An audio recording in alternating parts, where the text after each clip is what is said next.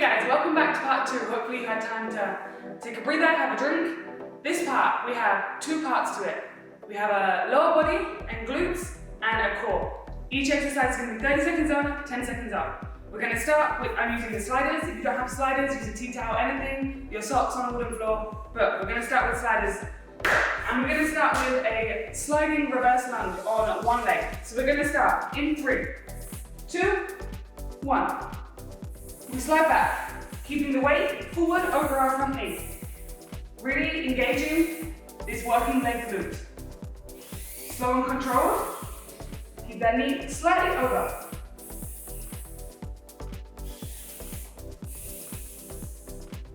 You start to feel this right glute working.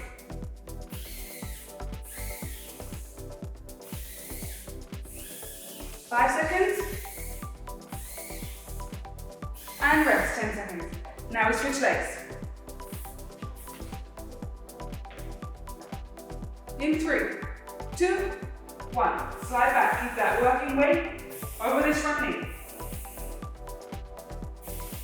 We want to aim to get a bend in both knees equal.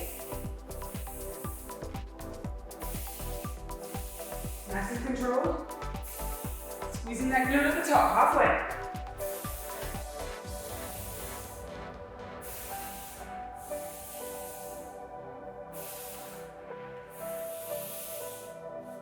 In 3, 2, 1. Good. For our next exercise, we're going to lie on our back.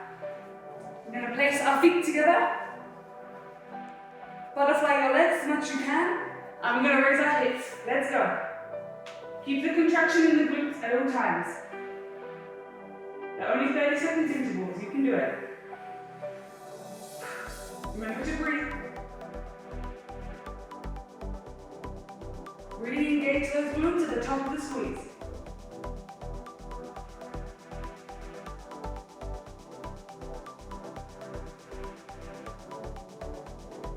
In 3, 2, 1. Rest. We're now going to do reverse frog pumps. Lying on your stomach, putting your heels together. We're going to aim our heels to the ceiling. Let's go. Squeeze. Squeeze. Try and keep the angle of your knees the same. We're just trying to reach those heels towards the ceiling. 20 seconds to go.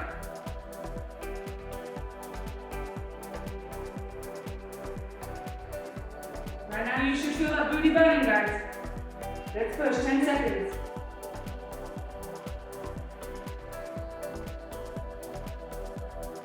Squeeze each contraction and rest. Back onto your back. We're going to do single leg glute bridge jump. So one leg stays planted on the ground, the other one jumps up and push. Let's go. We stay on the same leg the whole time. At the top of the jump, squeeze that bum. The aim is to get as high as you can off the floor.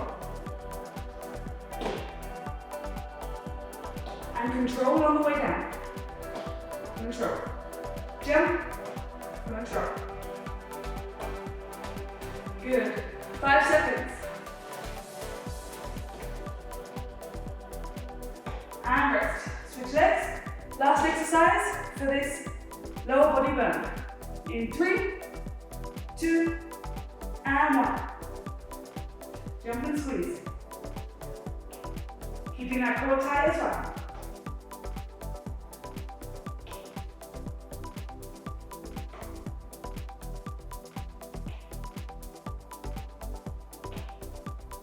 Good job, guys. 10 seconds to go.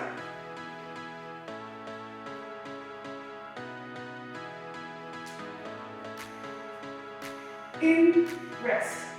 Good. Now for our core. We're going to go back to the sliders, or tea towel, and sliding mountain climbers. On your hands and feet, and we're going to bring it in.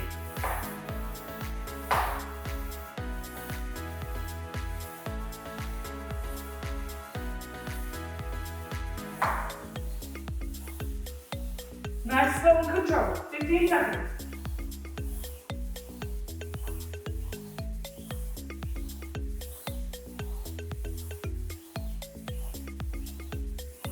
In 3, 2, and 1. Good. Onto our backs. We're going to be doing floor to dish raises. So you like that? And you did. Let's go.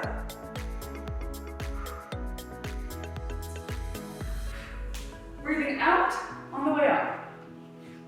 Contracting in your core.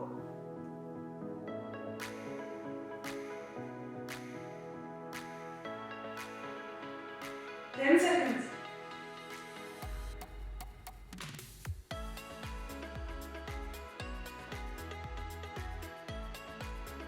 And rest. The next one we're going to do is a dish hold. So the position we were just raising to, we're going to hold and stay still, focusing on your breathing. Let's go. To make it harder, put your hands above your head.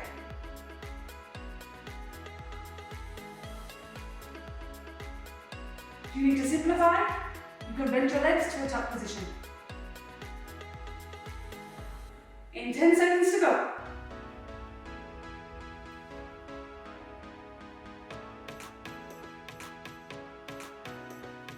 3, 2, 1. Good. Rest. You should feel that core burning right now. Next exercise, we do leg lifts. Lying flat on our back. We're going to raise our legs up and down. Let's go. So in control. Only leaving them till a fraction of the floor. Never touch those feet. Always keeping those abs in contraction.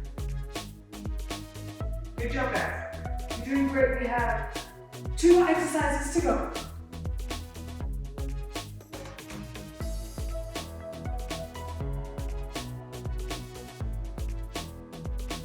Good. 10 seconds.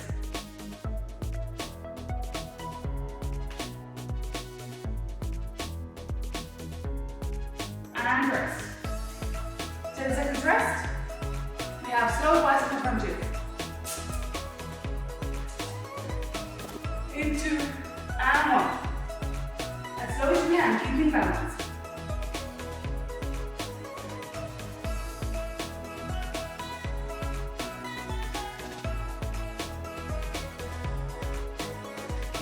Make sure you breathe. 10 seconds.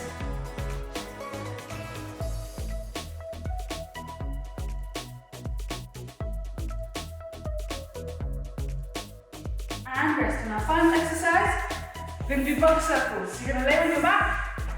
You're going to lift your bum, your chest, your bum, your chest. A full circle and then a full circle the other way. Let's go. Last exercise.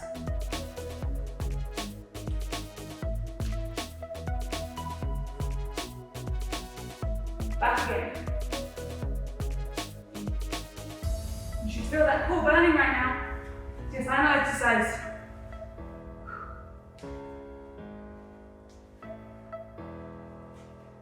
Five seconds. And rest. Good job, guys. I hope you enjoyed yourself. I hope you feel the burn. I did. Make sure you hydrate for the rest of the day. Thank you for joining me, and back to you, Faris. Thanks, Alanna. I love that. You could even incorporate that into your housework. Add some cloths to your feet and your bum, and you'll have a spotless floor. Ding! Hopefully, you are all fit and well. But there are some of us that have been unwell and in isolation. How do we cope with that?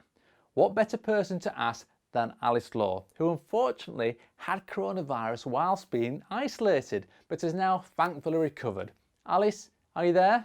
Hi, Faris. So how did you get on with your coronavirus when you was all there on your own?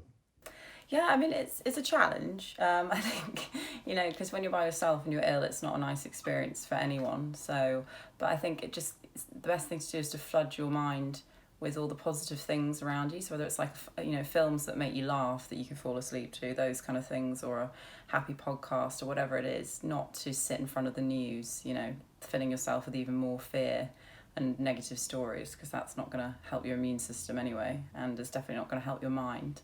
But yeah, just trying to be really kind to yourself and trying to sort of smile through it in your own way, really, and sort of remembering that you will see people again when you are ill and alone. So it's great to really isolate yourself from the negativity, Yeah, not exactly. just from other people. Exactly. That's a really good way to put it. Yeah, great. Well, great to hear you fit and well again, Alice. Thanks for that. We'll chat again soon. Thank you. Speak soon. Bye. We are very aware of the dangers of coronavirus. The lockdown may be causing us some stress and anxiety, but what about our children? The novelty of having a super long holiday and the lack of school structure and friend restrictions may be taking its toll. Do they actually understand why we're doing this? Here's one of our experts, Leigh Purves, to help us. Hi, Leigh. Hi, that's absolutely right. You know, as much as we feel like awful with lockdown lethargy and stressed and anxious at times, it's really important to remember that those around us are feeling it too, especially young people and children. There are lots of signs that give this away, such as loss of appetite, lack of sleep, general grumpiness, which affects us all. There's also lots of things we can do. There's some great websites out there and apps. The NSPCC have got some brilliant advice on supporting younger people and children through this awful time. And also, the main thing that I found is that by talking, that can help so much. We assume that children and young people understand coronavirus because they've heard a bit about it at school and seen bits of it on the news. However, do they? I don't think we should be making that assumption. That's it, great. So don't presume they know about it, talk more, and we can all understand better together and get through this. Thanks, Leigh. Never a better time to remind you to stay home, protect the NHS, and stay fit too. All proceeds from Best Fit and FreeSports go to the NHS. See you here tomorrow.